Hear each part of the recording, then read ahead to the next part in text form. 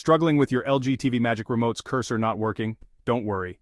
Here are 12 tried and tested methods to fix it. Let's fix it. Step 1. Repair the remote. Hold the back and home buttons for 5 seconds, then repair by pressing the wheel button. Easy. Step 2. Check those batteries. Low battery levels? Swap them out for fresh ones. Step 3. Reboot your TV, unplug it for 30 seconds, then plug it back in.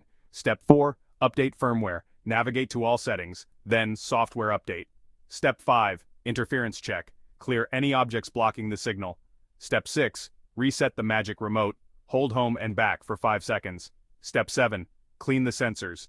Gently wipe the TV's sensor area and the remote tip. Step 8. Factory reset your TV. Go to all settings, then reset to initial settings. Step 9. Test with another LG TV. If it works there, it's a sensor issue. Step 10. Adjust pointer settings.